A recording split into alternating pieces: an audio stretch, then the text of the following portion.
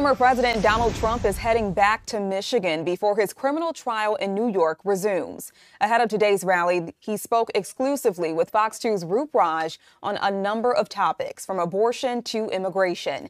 He briefly touched on electric vehicles as well. The former president promising a major change that would affect our automakers immediately if he becomes president again.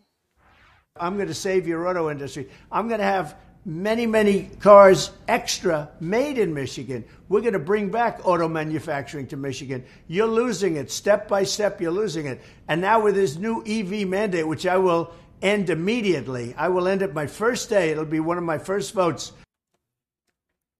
Now, we did some fact checking here, and according to the Bureau of Labor Statistics, Michigan gained 24,000 manufacturing jobs statewide between January of 2021 and May of 2023.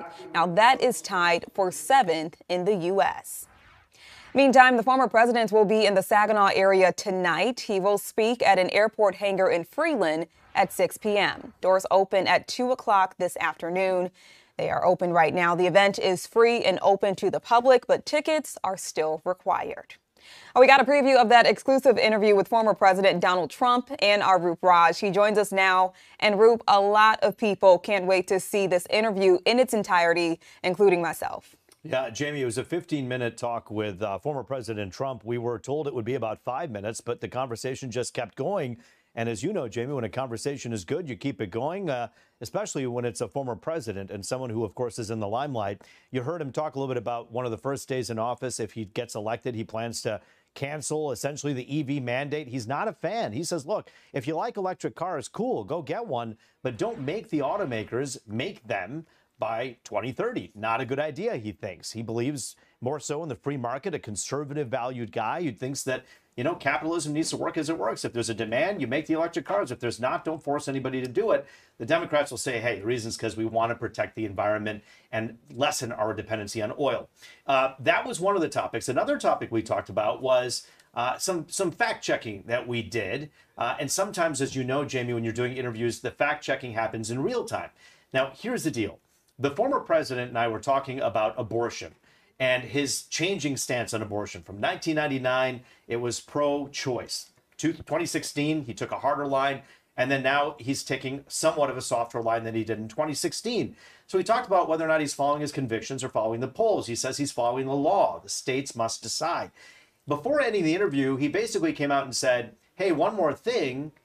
I want to say that this border crisis is really bad, and that we know that in Venezuela, he said, 72% crime drop because so many people have come into the U.S., and it's all thanks to Joe Biden. So my simple question back to him was, sir, where did you get those numbers? And that seemed to perhaps throw him for a bit of a loop, because he was hesitant, and he looked to the left, looked to the right. He hesitated. He said, I got them from the papers. He moved on and says he got them from federal papers, and then from there said Venezuela. He got them from Venezuela. The fact checking that we've done, an independent monitor actually shows that there was a decrease in crime in Venezuela after the borders opened up, so to speak, and people started flooding into America. But the number was a little bit different than the 72%. It was more of a 25% drop in crime in Venezuela, according to an independent monitor. That being said, here's the big story here, I think. There's a border crisis, and no one, whether you're a Democrat or you're a Republican, can say there's not a border crisis. How to handle it, which bill should actually be honored by the president and signed into law, the one that the Republicans are floating right now in Congress, not the one that Biden wants to sign into law, because there's a lot of Trump-era issues in that particular bill. So he keeps saying, give me a bill I can sign. And the Republicans and Democrats have failed to meet, for the sake of the American people, for the sake of the border, a bill that meets all of the requirements. And so the bottom line here is, look, 72%, yeah, maybe that number he didn't know where it was coming from. But, and not in defense of the president, but in defense of how live interviews go, maybe he didn't know where that fact came from. But here's the issue that we'd like to ask President Biden.